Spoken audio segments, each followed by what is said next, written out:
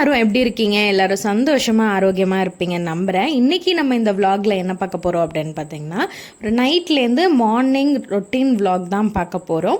And கண்டிப்பாக இந்த விலாக்லேயும் எல்லாரும் எப்போதும் கேட்குற கண்டிப்பாக ஹேர் கேர் டிப்பும் நான் இந்த விலாகில் சொல்லியிருக்கேன். இந்த வாட்டி வீடியோவோட ஸ்டார்டிங்லேயே ஹேர் கேர் டிப்பையும் சொல்லிடுறேன். நைட் டியூட்டி முடிஞ்சு நான் வீட்டுக்கு வரப்பயே வீட்டுக்கு தேவையான காய்கறிகள் எல்லாமே நான் வாங்கிட்டு வந்துட்டேன். அப்போது நிறைய இந்த டைம் வந்து கருவேப்பிலை எப்போதுமே யூஸ்வலாக கருவேப்பிலை கொத்தமல்லி பார்த்திங்கன்னா எப்போதுமே நிறைய தான் வாங்கிட்டு வருவேன். இந்த டைம் கருவேப்பிலை கொஞ்சம் எக்ஸ்ட்ராவாகவே வாங்கிட்டு வந்தேன். எதுக்காக அப்படின்னா நான் வந்து கருவேப்பிலை பொடி ரெடி பண்ணுறதுக்காக லாஸ்ட் வீடியோ பார்த்தவங்களுக்கு தெரிஞ்சிருக்கும். கருவேப்பிலை பொடி வந்து நம்ம ரெடி பண்ணி வச்சுக்கிட்டோம் அப்படின்னா நம்ம கருவேப்பிலை ரைஸ் செய்கிறதுக்கு ரொம்ப சிம்பிளாக நம்ம வந்து ரெடி பண்ணிடலாம். இட்ஸ் ரொம்ப ரொம்ப ரொம்ப ஹெல்த்தி. கருவேப்பிலை எல்லாருமே ஃபுட்டில் வந்து நம்ம தனியாக ஒதுக்கி தூக்கி வச்சுடுறோம். பட் அதில் அவ்வளோ ஒரு சத்துக்கள் இருக்குது.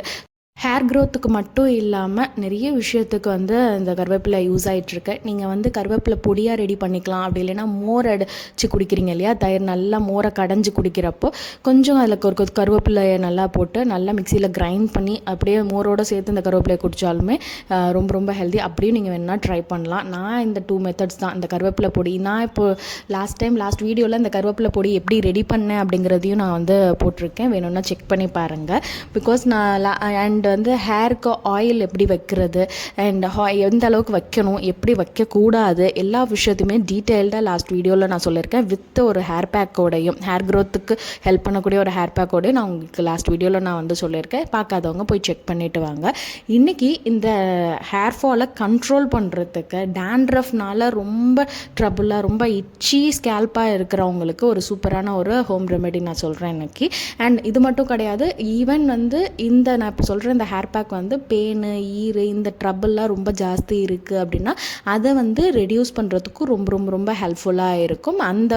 அந்த ஒரு பெஸ்ட் ஹேர் பேக் என்ன அப்படிங்கிறத நான் இப்போ சொல்லிடுறேன். இப்போ பார்த்திங்கன்னா இப்போ இஞ்சி இருக்குது இல்லையா, ஸோ இது வந்து நான் இப்போ புதுசாக வாங்கினது ப்ளஸ் இது இப்போ ஏற்கனவே இருந்தது. பட் ரெண்டுமே இவ்வளோ நல்லா ஃப்ரெஷ்ஷாக இருக்கு இல்லையா, ஸோ எனக்கு இந்த கண்டெய்னர் ரொம்ப ரொம்ப ஹெல்ப்ஃபுல்லாக இருக்குது.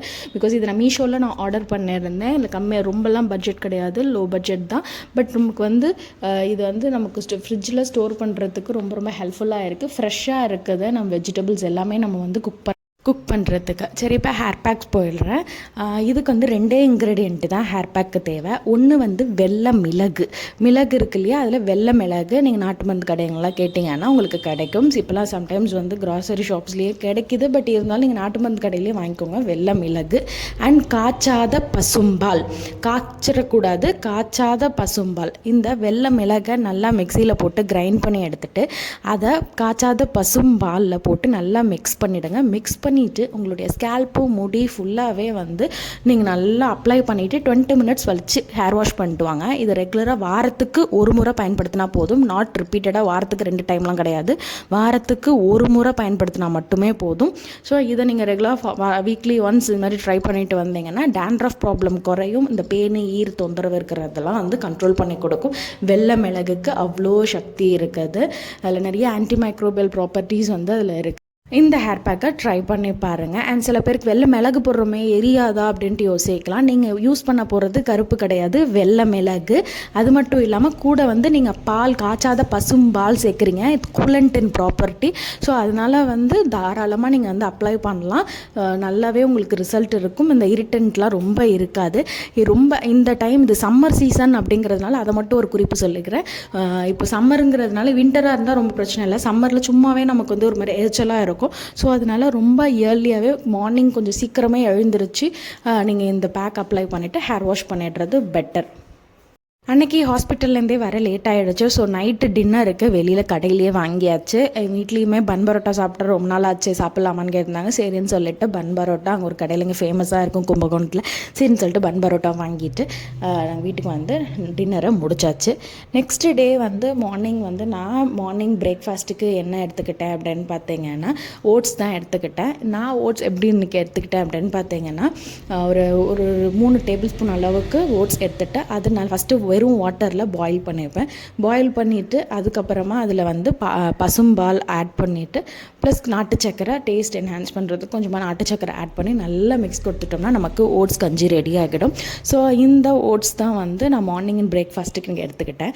மதிய லஞ்சுக்கு வெஜிடபிள் பிரியாணி வேணும்னு வீட்டில் சொல்லியிருந்தாங்க. சரி வெஜிடபிள் பிரியாணி ரெடி பண்ணிடலாம் அப்படின்னு சொல்லிட்டு எல்லா காய்கறியும் கட் பண்ணி வச்சுட்டேன். அண்ட் பச்சை பட்டாணி தனியாக வந்து லைட்டாக வேக வச்சுக்கிட்டேன். பிகாஸ் அது வந்து சீக்கிரம் இதாகாதுன்னு சொல்லிட்டு பச்சை பட்டாணி மட்டும் தனியாக ஒரு கிண்ணத்தில் வேக வச்சு எடுத்து குக்கரில் கொஞ்சமாக நெய் கடலெண்ணெய் ஆட் பண்ணிவிட்டு அதில் எல்லா ஸ்பைசஸும் ஃபஸ்ட்டு ஆட் பண்ணிவிட்டேன். அதுக்கப்புறம் ஆனியன் வந்து நல்லா குட்டி குட்டியாக சாப் பண்ணிவிட்டு ஒரு பெரிய ஆனியன் எடுத்து ஆட் பண்ணிக்கிட்டு அதுக்கப்புறமா இஞ்சி பூண்டு பேஸ்ட்டு நல்லா வந்து அதோட பச்சை வாசம் போகிற வரைக்கும் நல்லா வதக்கிடுவேன். அந்த ஆனியனும் அந்த இஞ்சி பூண்டு பேஸ்ட்டும் எவ்வளோ அளவுக்கு நல்லா சாட் பண்ணுறீங்களோ கொஞ்சம் டேஸ்ட் இன்னும் கொஞ்சம் ஹெல்ப் பண்ணி கொடுக்கும், என்ஹான்ஸ் பண்ணும்.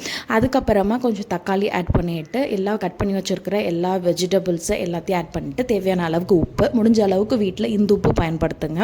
அண்ட் வெஜிடபிள்ஸ் எல்லாத்தையும் ஆட் பண்ணிவிட்டு நமக்கு வந்து இன்னும் கொஞ்சம் வெஜிடபிள்ஸ் எல்லாம் கொஞ்சம் நமக்கு பாயில் ஆன பிறகு நான் வந்து மசாலா ஆட் பண்ணிக்கிறேன். இதில் வந்து நான் பார்த்திங்கன்னா தனித்தூளும் அண்ட் பிரியாணி மசாலான்னு தனியாக நான் கடையில் எப்போவுமே பர்ச்சேஸ் பண்ண மாட்டேன். நமக்கு வீட்டில் இருக்கிற இந்த மசாலாவே இதுக்கு சூப்பராக நமக்கு ஹெல்ப் பண்ணும். ஸோ அதனால் வந்து இந்த குழம்பு தூள் இருக்குல்ல அது 2 டீஸ்பூனும் அண்ட் வெறும் மிளகாத்தூள் தனித்தூள் இருக்குல்ல அது 1 டீஸ்பூன் போட்டாவே நமக்கு கரெக்டாக இருக்கும் அளவு. ஸோ அதை தான் நான் இதில் ஆட் பண்ணிட்டேன். அண்ட் நான் வந்து இதில் தயிர் ஆட் பண்ணல. நிறைய பேர் இதில் தயிர் மிக்ஸ் பண்ணுவாங்க. நான் வந்து தயிர் இதில் ஆட் பண்ணலை. முடிஞ்ச அளவுக்கு தயிர் இந்த மாதிரி இதில் ஆட் பண்ணாமல் இருக்கிறது நல்லது. பிகாஸ் நார்மலாகவே தயிரை வந்து சூடு பண்ணுறது வந்து விருத்த ஆகாரம் அப்படின்னு சொல்லுவோம் நாங்கள் ஆயுர்வேதத்தில். ஸோ முடிஞ்ச அளவுக்கு அந்த மாதிரி செஞ்சு சாப்பிட வேண்டாம். நம்ம வீட்டில் செய்கிறப்ப கொஞ்சம் ஆரோக்கியமாக செய்யலாமே அப்படின்னு சொல்லிட்டு முடிஞ்ச அளவுக்கு நான் இந்த மாதிரி வெஜ்ஜில் செய்கிறப்போ நான் தயிர் இது மாதிரி ஆட் பண்ண மாட்டேன். பட் நான்வெஜ்ஜுக்கு சம்டைம்ஸ் ஒரு ஆப்ஷன் இருக்காது. ஸோ அதனால் மேரினேட் பண்ணுறப்பெல்லாம் கொஞ்சம் நம்ம தயிரெலாம் மிக்ஸ் பண்ணுவோம் நான்வெஜ் சிக்கன்லாம் செய்கிறப்போ. ஸோ அந்த டைமில் ஆப்ஷனில் நான் அதை செஞ்சு தான் ஆவேன். பட் இந்த மாதிரி இருக்கிறத நான் வந்து அந்த ப்ரொசீஜர் ஸ்கிப் பண்ணிவிடுவேன். ஸோ நான் தயிர் வந்து ஆட் பண்ணுறது இல்லை. ஆட் பண்ணாமல் டேரெக்டாக வெறும் அரிசி அதெல்லாம் மட்டும் போட்டு தண்ணி 1 கப்பு அரிசி அப்படின்னா 2 கப்பு அளவுக்கு தண்ணி 2.5 கப்பு ஆட் பண்ணிப்பேன். மற்ற காய்கறிலாம் இருக்கிறதுனால 2.5 கப்பு அளவுக்கு தண்ணி ஆட் பண்ணிவிட்டால் கரெக்டாக இருக்கும் வெஜிடபிள் பிரியாணி ரெடி ஆகிறதுக்கு. ஸோ அதை ரெடி பண்ணிவிட்டு டியூட்டியெல்லாம் முடிச்சுட்டு அன்றைக்கி ஈவினிங் வரப்போ நர்சரி போயிட்டு வந்திருந்தேன். நான் ஆக்சுவலாக நர்சரி போகிறதுக்கு நான் 2-3 பிளான்ட் அவுட்டோர் பிளான்ட்டுக்காக தான் தேடி போனேன். என்ன பிளான்ட்டுக்காக நான் நர்சரி போனனோ கடைசியில் அந்த பிளான்ட் அங்கே இன்னும் வரலை, இனிமேல் தான் வரும் அப்படின்னு சொல்லிட்டாங்க. சரின்னு சும்மா பார்த்துட்டு இருந்தேன். அப்போ எனக்கு இந்த ஸ்னேக் பிளான்ட்டு ரொம்ப பிடிச்சிருந்துச்சி. சரி வாங்கிட்டுலாமே அப்படின்னு சொல்லிட்டு வரப்போ வெறுங்கையோட ஏன் வரணும், இதையும் வாங்கிட்டு வந்துடுவோம் அப்படின்னு சொல்லிட்டு இந்த ஸ்னேக் பிளான்ட்டை வாங்கிட்டு வந்தேன். வீட்டில் ஆல்ரெடி ஸ்னேக் பிளான்ட் இருக்குது, பட் சின்ன சைஸில் இருக்குது. இது கொஞ்சம் பெருசாக இருந்துச்சு, நல்லா இருந்தது பார்க்க. சரின்ட்டு வாங்கிட்டு வந்துட்டேன். அது வந்து 2 இதாக இருந்துச்சு. சரி இதை ஏன் நம்ம 2 பாட்டாக பிரித்து வச்சிடக்கூடாது அப்படின்னு சொல்லிட்டு இது வந்து நம்ம இந்த டப்பா வந்து ஆல்ரெடி நம்மக்கிட்ட வந்து வீட்டில் இருந்ததை யூஸ் பண்ணாமல் சரி இதை இதுக்கு பயன்படுத்திக்கலாம், பார்க்க கொஞ்சம் நல்லா தான் இருக்குது அப்படின்னு சொல்லிட்டு அடியில் சின்னதாக ஒரு ஹோல் மட்டும் கம்பியில் வந்து சூடு பண்ணிவிட்டு ஒரு குட்டி ஹோல் மட்டும் போட்டு வச்சுக்கிட்டேன். கொஞ்சம் நமக்கு வந்து அந்த தண்ணி வந்து எக்ஸ்ட்ரா வாட்டர்ஸ் வந்து வெளியில் போகிறதுக்காக அந்த இதை போட்டுட்டு அண்ட் கொஞ்சம் கொக்கோபீட் வந்து சாயிலில் கொஞ்சம் கொக்கோபீட் நல்லா மிக்ஸ் பண்ணி விட்டுட்டு இந்த மாதிரி ஒரு பாட்டில் ரெடி பண்ணிவிட்டேன். ஒரு பாட் வந்து இதுவும் அண்ட் இன்னொரு பாட் வந்து சின்ன பாட்டாக எடுத்துக்கிட்டேன். ஏன்னா அந்த பிளான்ட்டுமே சின்னதாக என்கிட்டையும் சின்ன டப்பா தான் இருந்தது. ஸோ அதுக்கேற்ற மாதிரி ஒரு சின்ன பாட் ரெடி பண்ணிவிட்டேன். அதுக்கப்புறம் வெளியில் போகிறப்போ ஒரு நல்ல பாட் கொஞ்சம் பார்க்க அழகாக இருக்கிற மாதிரி வாங்கின பிறகு நம்ம அதில் ஷிஃப்ட் பண்ணிக்கலாம் அப்படின்ட்டு. உங்களில் எத்தனை பேருக்கு இந்த மாதிரி பிளான்டிங் பண்ணுறதுக்கெலாம் பிடிக்கும்னு கமெண்ட் பண்ணுங்கள். அண்ட் என்னோடய வீடியோஸ் உங்களுக்கு ரெகுலராக பார்த்துட்டு வரவங்களுக்கு பிடிச்சிருக்கா அண்ட் நீங்கள் இன்னும் என்ன மாதிரியெல்லாம் கண்டென்ட் உங்களுக்கு தேவைப்படும் அப்படிங்கிற விஷயத்தையும் சொன்னீங்கன்னா அதுவும் கொஞ்சம் ஹெல்ப்ஃபுல்லாக இருக்கும். ஸோ இந்த விளாக்ஸில் நிறைய விஷயங்களும் உங்ககிட்ட நான் கண்டிப்பாக ஷேர் பண்ணுவேன். சில பேர் ஹேர் கேர் கேட்டிருந்தீங்க, அதனால தான் கொஞ்சம் ரெகுலராக எல்லா விளாக்லையுமே சின்ன சின்ன ஹேர் கேர் டிப் வந்து ஷேர் பண்ண ஸ்டார்ட் பண்ணியிருக்கேன். இது இல்லாமல் வேறு ஏதாவது உங்களுக்கு இந்த மாதிரி விளாகில் என்ன ஆட் பண்ணணும் அப்படிங்கிறத சொன்னீங்கனாலும் நான் அதுக்கேற்ப கொஞ்சம் வந்து உங்களுக்கு நிறைய இன்ஃபர்மேட்டிவாகவும் கொடுக்கறதுக்கு நான் ட்ரை பண்ணுவேன். பிளான்டிங் பண்ணி முடித்த பிறகு அங்கே இருக்கிற எல்லாத்தையும் கம்ப்ளீட்டாக க்ளீன் பண்ணி எல்லாத்தையும் எடுத்து போட்டுட்டேன். அண்ட் ஒரு சப்ஸ்கிரைபர் வந்து நம்மக்கிட்ட ஒரு கொஷின் கேட்டிருந்தாங்க, நம்ம இந்த கிச்சன் வந்து கம்ப்ளீட்டாக அந்த கவுண்டர் டாப்லாம் சேஞ்ச் பண்ணோம் இல்லை, ஸோ அப்போ அந்த மார்பிள் ஷீட் போட்டிருக்கோம், அது வந்து இந்த சிங்க்கு பக்கத்தில் எப்படி இருக்குது, யூஸ்ஃபுல்லாக இருக்கா, ஹெல்ப்ஃபுல்லாக இருக்கான்ட்டு இந்த வீடியோ வந்து கண்டிப்பாக உங்களுக்கு ஹெல்ப்ஃபுல்லாக இருக்கும்னு நினைக்கிறேன். நீங்கள் இந்த மாதிரி தண்ணி பட்டாலுமே கம்ப்ளீட்டாக நீங்கள் வந்து அந்த இடத்து தண்ணியை ஊற்றி நல்லா வாஷ் பண்ணிவிட்டு அதுக்கப்புறம் இந்த மாதிரி அந்த ஷீட் வச்சு கம்ப்ளீட்டாக வைப் பண்ணி எடுத்துட்டிங்க அப்படின்னா எந்த டேமேஜும் ஆகாது. நல்லாவே இருக்குது. லிட்ரலி ஒரு 2 months ஆயிடுச்சுன்னு நினைக்கிறேன் நம்ம ரெடி பண்ணி. பட் நல்லாவே வந்து இருக்குது, எந்த ஒரு டேமேஜும் இல்லை. அந்த இடத்துல வந்து ஈரம் இருந்தால் கூட நம்ம இந்த மாதிரி தொடச்சி வச்சிட்டோம் அப்படின்னா கம்ப்ளீட்டாக ட்ரை ஆகிடும். உங்களுக்கு வந்து டேமேஜ் இருக்காது, லாங் லாஸ்டிங்காக தான் இருக்குது. நான் இந்த வைப்ஸ் வந்து எந்த பிராண்டில் வாங்கினேன் அப்படின்னா ஸ்காட்ச் பிரைட் பிராண்டில் தான் இந்த வைப்ஸ் வந்து யூஸ் பண்ணிகிட்ருக்கேன். இது ஷீட் வந்து எப்படியும் உங்களுக்கு 1 to 2 months கம்ப்ளீட்டாக நமக்கு நிலைக்கும். அப்புறம் 2 months அப்புறம் நம்ம வந்து சேஞ்ச் பண்ணிக்கிட்டால் நமக்கு பெட்டராக இருக்கும். லாஸ்ட் vlog பார்க்காதவங்க போய் செக் பண்ணி பாருங்கள். இன்னொரு வீடியோவில் சந்திக்கலாம்.